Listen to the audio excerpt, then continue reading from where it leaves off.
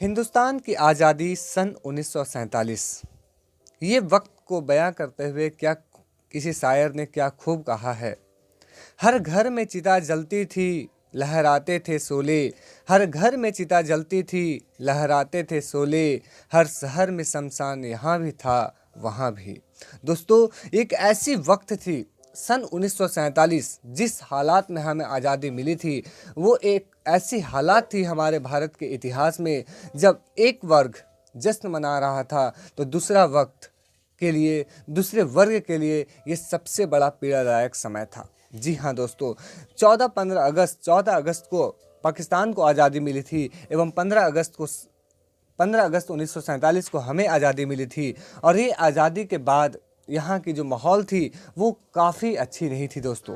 जी हाँ दोस्तों, काफ़ी अच्छी नहीं थी। अगर हम यहाँ के हालात के बारे में बात करें तो यहाँ के हालात पहले से काफ़ी ख़राब थी।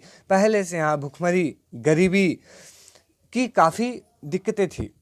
दूसरी बात अगर हम आपको बात करें तो दूसरी बात ये देखने को मिलती है कि दोस्तों, सन 1947 का जो समय था, का जो दौर था, ख़ास तौर पे ये दौर जो था वो कॉम्युनल डिस्प्यूट्स यानी कि मुस्लिम और हिंदुओं के बीच में दंगे, जहाँ पर करीब 1 लाख लोगों की जान चली गई थी। दोस्तों, आप इमेजिन कर सकते हैं कि वहाँ पर लगभग 1 लाख लोगों की जान चली गई थी। तो ऐसी डिस्प्यूट जो है हमें पंजाब में, बंगाल के एरिया में काफ़ी कुछ देखने को उस समय मिले थे। दोस्तों, इस समय जो थे हमारे जो ग्रेट लीडर्स, जिसमें महात्मा गांधी क्या अपने एक कोट के माध्यम से बयां करते हैं, चलिए उसे देखते हैं। दोस्तों, महात्मा गांधी लिखते हैं, tomorrow we shall be free from slavery of the British domination.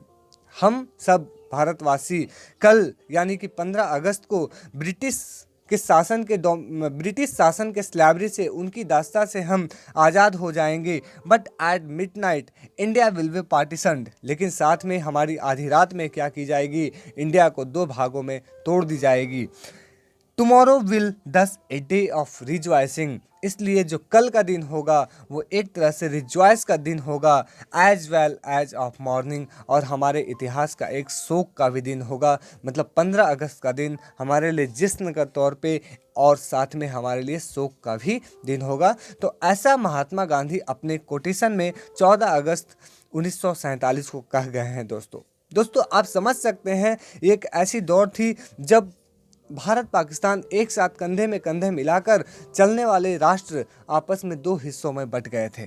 साथ ही में अगर हम बात करें तो उस समय के ग्रेट लीडर्स जैसे महात्मा गांधी कभी नहीं चाहते थे दोस्तों कि हमारे भारत और पाकिस्तान की क्या हो, बंटवारा हो। जब बंटवारा हो रही थी तो ये जो है वो कोलकाता में थे और वो इसका विरोध उस समय तक भी कर रहे थे। दोस्तों, इसके बाद अगर हम बात करें तो हमारे ग्रेट लीडर्स जैसे सरदार पटेल का जो रोल हमारे आज़ादी के बाद भारत को यूनाइट करने में रहा, जिनके वजह से हम उन्हें आयरन मैन ऑफ इंडिया का दर्जा देते हैं, भारत के लौह पुरुष के नाम से जानते हैं दोस्तों। तो इनके बारे में आप लोग काफ़ी कुछ जानते ही होंगे।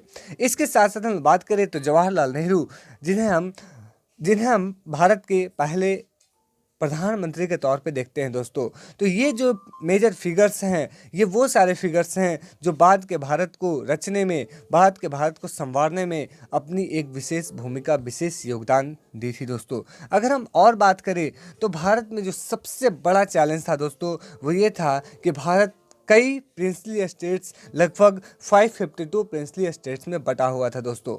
और ये सारे प्रिंसली स्टेट्स को आपस में एक दूसरे में जोड़ना हर लीडर के लिए एक बड़ा चैलेंज था।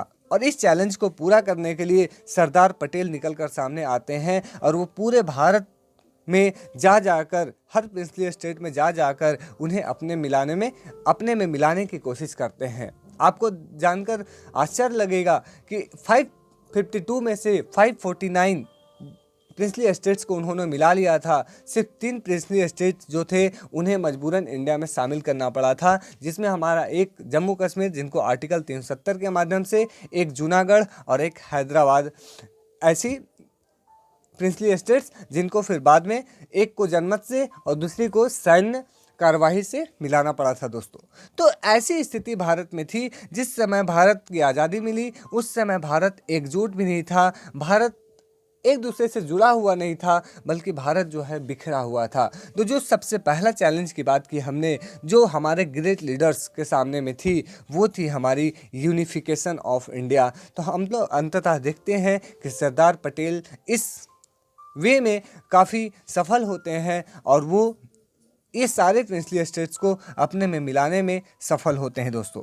इसके बाद अगर हम बात करें तो इस समय की अगर न्यूज़पेपर्स की बात करें दोस्तों, तो न्यूज़पेपर्स में हमें देखने को मिलता है कि Bharat as well as Pakistan, जैसे यहाँ की Hindustan, the Times of India, Hindustan Times जैसी पत्रों में खुले रूप से जश्न की घोषणा की जाती है। जैसे यहाँ पे लिखा हुआ है birth of India's freedom. Birth of India's freedom मतलब इंडिया की आज़ादी की बर्थ हुई, इंडिया की आज़ादी मिल गई, इंडिया की आज़ादी का जन्म हुआ। तो दोस्तों इस तरह से यहाँ भी खुशी मिल रही थी, यहाँ भी खुशी मनाई जा रही थी। तो साथ में पाकिस्तान की जो फेमस पत्र न्यूज़पेपर है डॉन, तो उसमें भी वो पाकिस्तान के लोग ब्रिटेन को, ब्रिटेन के शासकों को, ब्रिटेन के लोगों को बधाई दे रहे थे, उन्हें थैंक यू बोल रहे थे कि आपने हमें आज़ादी दे दी और हमें एक अलग देश का निर्माण किया, हम अपने देश से अब खुश हैं। तो इस तरह से देखते हैं दोस्तों कि जो हमारे भारत के सामने एक तरफ खुशी का माहौल था, तो दूसरी तरफ एक चैलेंजिंग वे, एक चैलेंज भी था। तो इस संदर्भ में देखते हैं कि जो सबसे पहला स्पीच रेड फोर्ट से देते हैं वो जवाहरलाल नेहरू 15 अगस्त 1947 को भारत के लोगों को बधाई देते हुए एवं उन्हें आगे फ्यूचर इंडिया बताते हुए, उन्हें में आशा और जोश उत्पन्न करते हुए वो अपनी पहली स्पीच जो है वो रेड फोर्ट से 1947 को 15 अगस्त को वो डिलीवर करते हैं दोस्तों। इसके बाद हम बात करें तो जो सेकेंड हमारी चैलेंज थी, जो सेकेंड हमारी चैलेंज थी वो थी socio economical challenge, socio economical condition. दोस्तों सबसे पहला बात करें तो सोशल कंडीशन की, तो भारत की सोशल कंडीशन काफ़ी बुरी थी दोस्तों। आप ये सोच सकते हैं कि भारत की आबादी का काफ़ी ज़्यादा हिस्सा जो था वो पहले से गरीब था। अब पार्टीशन होने के बाद जब भारत और पाकिस्तान दोनों आपस में बट गए, दोनों की क्षेत्र यानी कि पंजाब के क्षेत्र और बंगाल के क्षेत्र दोनों को आपस में तोड़ दिया गया और इन्हें धर्म के आधार पे, हिंदू और मुस्लिम के आधार पे बांट दिया गया। तो इस समय काफ़ी बुरे सोसाइटी का माहौल हो गया था और उनकी गरीबी काफ़ी बुरी हो गई थी। इस समय जो खास करके बात करें इकोनॉमिक कंडीशन की, तो इस समय जितने भी मध्यम वर्गीय लोग थे और जितने भी लोअर निम्न वर्गीय लोग थे, उनकी हालत तो काफ़ी ख़राब हो गई थी। इस समय कहा जाता है कि उस समय कई सारे लोगों को फैक्ट्रियों को जला दिया गया था, कई सारी फैक्ट्रियों को जलाकर राख कर दिया गया था, यानी कि दोनों कम्युनिटी के लोग आपस में एक दूसरे का और ज़्यादा क्षति पहुंचाने में वो लगे हुए थे। जिसे आप इसमें देख रहे होंगे कि इसमें कई लोग घोड़े गाड़ियाँ से, कई लोग बैलगाड़ियाँ से, कई लोग रिफ्यूजीज़ के तौर पे यहाँ पर नज़र आ रहे हैं दोस्तों। तो रिफ्यूजीज़ के तौर पे नज़र कब आते हैं? जब उनके पास घर नहीं होता है, जब वो घर से बेघर हो जाते हैं दोस्तों। तो भारत की आज़ादी के समय एक बड़ा चैलेंज ये था कि उस समय यहाँ पर मेजर ऑफ द पॉपुलेशन जो या तो पाकिस्तान से आई थी या पाकिस्तान जाने वाली थी, ये सारे लोग जो हैं वो बेघर हो चुके थे दोस्तों। उनके पास ना तो खुद की खाने की थी, ना तो खुद पे रहने की थी, ना तो उनका कोई परिवार था। कई लोगों के बाप माँ यानी कि माता पिता बिछड़ गए थे, तो कई लोगों के बच्चे बिछड़ गए थे, कई लोगों की दादा दादी नानियाँ मतलब वो अपनों से बिछड़ गए थे दोस्तों। ऐसी एक बुरी स्थिति भारत की थी दोस्तों। इस संदर्भ में हम लोग देखते हैं कि मास ऑफ द पॉपुलेशन जो थी वो इस समय एक बुरी स्थिति से गुजर रही थी। इसके साथ साथ हम लोग देखते हैं भारत में माइग्रेशन जो थी, माइग्रेशन के तौर पे लोग, मेजोरिटी ऑफ द पॉपुलेशन जो थे, जो मुस्लिम थे, वो पाकिस्तान जाना चाहते थे एवं पाकिस्तान के जो मेजोरिटी थे, पाकिस्तान में जो हिंदूज थे, वो वापस से इंडिया आना चाहते थे। तो इस केस में क्या हुआ? इस केस में ये हुआ था दोस्तों कि आने जाने के वे में कई बार, ना जाने कितने बार लोग अपने घर से बिछड़ रहे थे।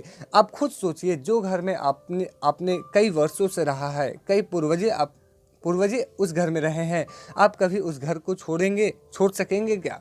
तो ऐसी सिचुएशन वहाँ के लोगों के सामने, वो लोगों के सामने हुई थी जो ज़बरदस्ती माइग्रेट होने जा रहे थे। तो वो काफ़ी इमोशनली, इकोनॉमिकली, सोशली आपस में टूटते जा रहे थे। जिसके साथ साथ क्या हुआ, लोग कई बार पैदल, कई बार बैलगाड़ियों से, कई बार वो ट्रेनों से आना जाना कर रहे थे और ऐसी स्थिति में कई बार काफ़ी बड़ी बड़ी डिस्प्यूट्स होती है, काफ़ी बड़ी बड़ी कॉम्युनल वायलेंस की सिचुएशन निकल कर सामने आती है। इस संदर्भ में ये कहा जाता है दोस्तों, गीता की ना कोई सुनता न कुरान की सुनता, हैरान साहिबान यहाँ भी था वहाँ भी। दोस्तों मतलब उस समय लोग धर्म के नाम पे इतने ज़्यादा पागल हो गए थे, इतना ज़्यादा ये हो गए थे कि लोग आपस में मानवता को भूलकर एक दूसरे को सिर्फ मारने, एक दूसरे को नीचे दिखाने की कोशिश कर रहे थे दोस्तों। इस संदर्भ में ये कहा जाता है कि जो सबसे ज़्यादा इस समय प्रभावित हुई थी वो महिलाएं थी दोस्तों। महिलाओं को लोग ज़बरदस्ती मार देते थे,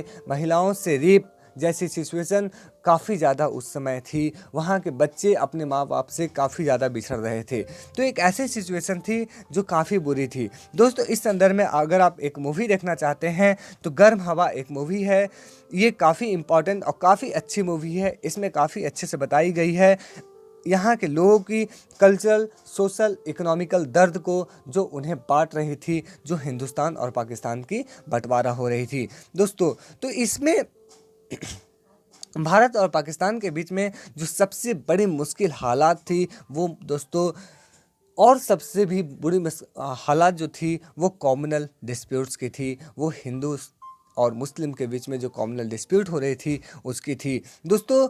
इनके बारे में अगर बात करें तो आपको काफ़ी कुछ चीज़ें मिलेगी। अगर आप कॉम्युनल डिस्प्यूट्स की बात करें तो यहाँ पे लोगों के घर जला दिए जा रहे थे, लोगों की पत्नियों को मार दिया जा रहा था, उनके बच्चों के साथ रेप किया जा रहा था। अगर हम और बात करें तो लोगों को घर से ज़बरदस्ती निकाल कर बाहर फेंक दिया जा रहा था। कई बार तो ये देखने को मिलता है कि कई सारे हिंदूज़ की जान उस समय सिर्फ इसलिए बची थी कि वो मुस्लिम घर में जाकर पनाह ले लिए थे, और कई सारे मुस्लिम परिवारों की जान सिर्फ इसलिए बच गई थी क्योंकि वो हिंदू के घर में कई दिनों तक वो छुपकर बैठे थे, छुपकर रह रहे थे। तो दोस्तों ये जो भयावह स्थिति थी वो अपने आप में कभी अच्छी नहीं थी। तो दोस्तों उस समय फाइनली ये ऐसा लगता था कि ये नेताओं को कि ये कुछ दिनों में शांत हो जाएगी, लेकिन वापस से ये कुछ दिनों में शांत नहीं हुई थी और ये काफ़ी लंबी समय तक चली थी। इसलिए कहा जाता है हर घर में चिता जलती थी, लहराते थे शोले, हर घर में शमशान यहाँ भी था वहाँ भी। तो दोस्तों ऐसी परिस्थिति भारत के सामने आई और भारत इस समय कई सारी मेजर चैलेंजेस से गुजर रहा था। जैसा मैंने पहले बताया कि जो पहला चैलेंज था वो था यूनिफिकेशन ऑफ इंडिया, यानी भारत की आज़ादी के बाद भारत को यूनाइट करना। दोस्तों जो हमारे सामने जो दूसरा बड़ा चैलेंज था वो था रिप्रेजेंटेटिव गवर्नमेंट, यानी कि हमारी टाइप ऑफ गवर्नमेंट की। दोस्तों जो हमारे कॉन्स्टिट्यूंट असेंबली के जो लीडर्स थे उनके सामने सबसे बड़ा एक और प्रॉब्लम था, चैलेंज था, वो था कि भारत में शासन की व्यवस्था कैसी हो एवं उनका उद्देश्य कैसा हो। तो इस संदर्भ में हम लोग देखते हैं वापस से हमें जब संविधान लागू होता है उसके बाद भारत में समाजवादी लोकतांत्रिक शासन प्रणाली को अपनाई जाती है और यहाँ पर रिप्रेजेंटेटिव गवर्नमेंट की कॉन्सेप्ट को अपनाई जाती है। तो दोस्तों इस समय देखते हैं हम कि भारत की जो सिचुएशन थी, भारत की जो पोजीशन थी वो अच्छी नहीं थी। सन 1947 में एक ऐसी सिचुएशन थी, एक ऐसी दुखदाई सिचुएशन थी जिसकी कल्पना आज हम लोग नहीं कर सकते हैं। कई बार वहाँ पे लोग भूख से मर रहे थे क्योंकि उनके पास रोज़गार नहीं था। कई बार लोग कॉम्युनल डिस्प्यूट से मर रहे थे क्योंकि उनको बचाने वाला कोई नहीं था, मानवता की अंत हो गई थी। कई बार लोग इसलिए मर रहे थे क्योंकि रास्ते में जाते वक्त उनके परिवारों के साथ, उनके महिलाओं के साथ, उनके अपनों के साथ कई बुरे परिस्थितियाँ, कई बुरी चीज़ें हो गई थी दोस्तों। तो ये भारत की जो बात है वो काफ़ी दुखदाई है और उस समय की जो एक माहौल थी, एक सिचुएशन थी, वो अपने आप में रुला देने वाली, हमें भावुक कर देने वाली चीज़ें हैं दोस्तों। अगर हम बात करें ऑर्गेनाइजिंग इंडिया की बात, तो ऑर्गेनाइजिंग इंडिया में मैंने आपको पहले बताया कि इस समय हमारे सरदार वल्लभ भाई पटेल जी का एक बहुत बड़ा योगदान था, जिन्होंने वापस से भारत को ऑर्गेनाइज करने में सफलता पाई दोस्तों। इसके बाद हमें देखते हैं कि भारत के सामने में और कौन कौन सी चैलेंजेस थी। तो उस समय जो थी वो उस समय देखने को मिलता है यहाँ पे उद्योग, यहाँ पे मतलब विकास कैसे हो, ये एक बड़ी सिचुएशन प्रॉब्लम थी। दूसरी बात, यहाँ पे एक और चैलेंज थी, वो ये थी कि यहाँ की कृषि व्यवस्था को कैसे ठीक किया जाए, क्योंकि यहाँ की एक मैक्सिमम ऑफ द वर्क जो है वो कृषि करती थी और कृषि में लगातार गिरावट होना, कृषि में विकास ना होना यहाँ की एक बड़ी चैलेंज थी। और साथ में एक और थी, वो थी कि यहाँ के लोग जो जश्न तो मना रहे हैं, रिपब्लिक ऑफ इंडिया जो है वो अभी आज़ादी के फेज में वो जश्न मना रही है, जश्न का भी माहौल है, लेकिन जश्न के साथ साथ हमारे एक बड़े वर्ग जो अभी काफ़ी दुख भरी समय से गुजर रहा है, उनके साथ कैसे ट्रीट किया जाए, उनके साथ कैसे उनको कैसे हेल्प किया जाए। वापस से हम लोग देखते हैं, जब भारत की संविधान लागू हुई तो यहाँ पर वेलफेयर सोसाइटी, वेलफेयर स्टेट यानी कि कल्याणकारी, लोक कल्याणकारी राज्य की स्थापना की कोशिश की गई एवं सेकुलर स्टेट की कोशिश की गई, क्योंकि भारत एक ऐसा देश है जहाँ पर लंबे समय से बहुत सारे धर्म के लोग आपस में मिलजुल कर रह रहे हैं। तो दोस्तों, ऐसी ऐसी सिचुएशंस हमारे भारत के सामने थी। आपकी राय इस बारे में क्या है, हमें कमेंट सेक्शन में ज़रूर बताएं। और ऐसे ही लगातार वीडियोज़ के सामने हम ऐसे ही लगातार वीडियोज़ के लिए हमारे साथ बने रहें। फिर मिलते हैं नेक्स्ट वीडियो में, तब तक के लिए धन्यवाद। जय हिंद।